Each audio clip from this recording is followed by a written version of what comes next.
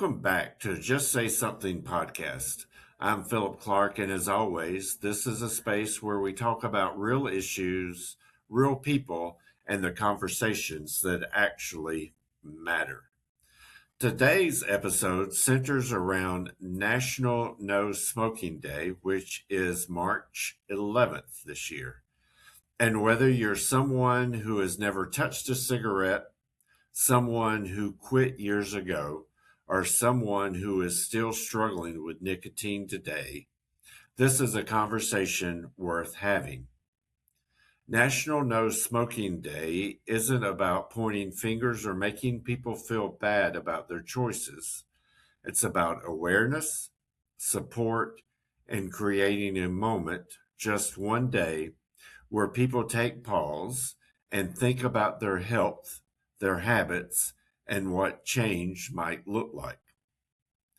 The day itself started back in 1984 in Ireland before spreading to the UK and other parts of the world. The idea was simple: set aside a specific day each year to encourage smokers to stop or to think seriously about quitting. Not forever, not perfectly, just intentionally. And I think that matters because real change rarely starts with a dramatic announcement. It usually starts quietly with a thought, a question, or a moment of honesty. That's what March 11th is really for. For decades, smoking was everywhere: movies, ads, magazines, social spaces. It was marketed as cool, relaxing, rebellious, even sophisticated. What we didn't see back then were the consequences. We didn't see the hospital rooms, the oxygen tanks, the chronic illnesses, or the families watching someone they love struggle to breathe. Today, we know better. Smoking remains the leading cause of preventable disease and death in the United States. According to the Center for Disease Control and Prevention, more than 480,000 people die each year from smoking related causes. That includes heart disease, stroke, lung disease, and various cancers, as well as deaths caused by secondhand smoke. That number is somewhat overwhelming, and yet millions of people still smoke. Not because they don't understand the risks, but because nicotine addiction is real, it's powerful, and it's complex. One of the biggest misconceptions about smoking is that quitting is just about willpower. That if someone really wanted to stop, they would. But addiction doesn't look or work like that. Nicotine changes brain chemistry. It affects stress, mood, focus, and emotional regulation. Over time, cigarettes become tied to routines, coping strategies, social settings, and identity. That's why National No Smoking Day matters. It reminds us to approach this issue with compassion instead of judgment.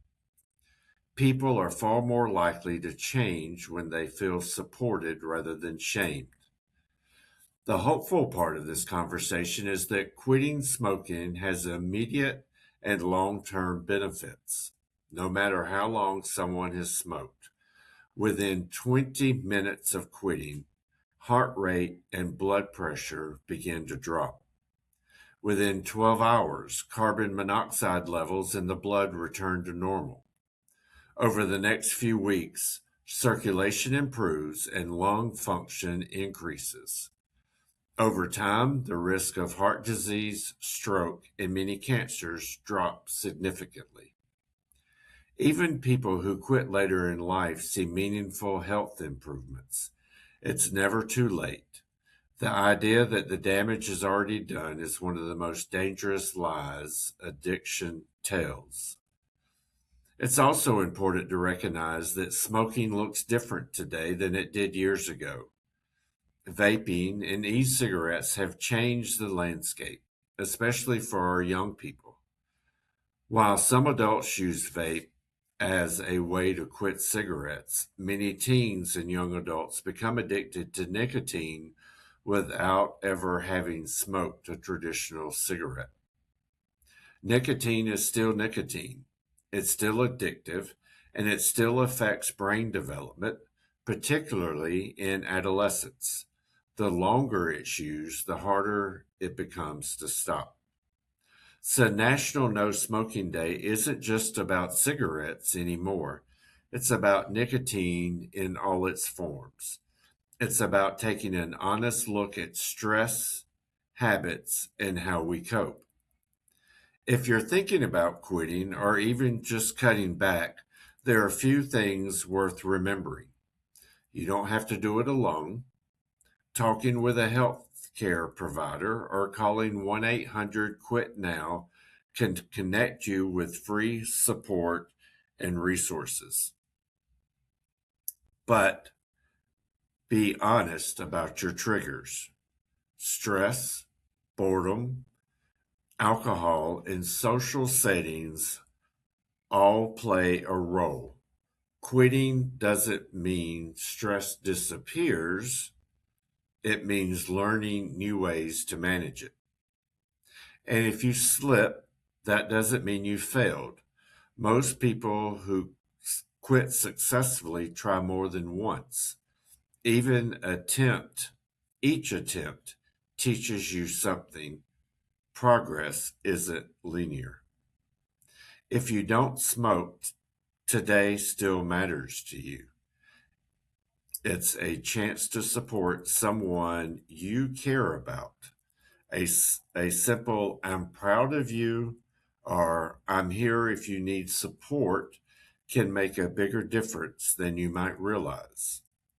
Here at Just Say Something, we believe conversations can change lives. National No Smoking Day is a reminder that silence around addiction allows it to grow, but honest, compassionate conversations help people heal. If this episode resonates with you, or if you know someone who could use encouragement on March 11th, I hope you'll share it. And if you haven't already, please like this episode, subscribe to our podcast, follow us wherever you listen, and leave a review if you can. Those small actions help this show reach more people and keep these conversations going. Well, that's it for this week. Thanks again for listening. Take care of yourself and take care of each other. And remember, change doesn't have to start big. Sometimes it starts just with one day. Thank you for listening again. And this is Phillip Clark from Just Say Something. And I look forward to seeing you next week. Until then, take care.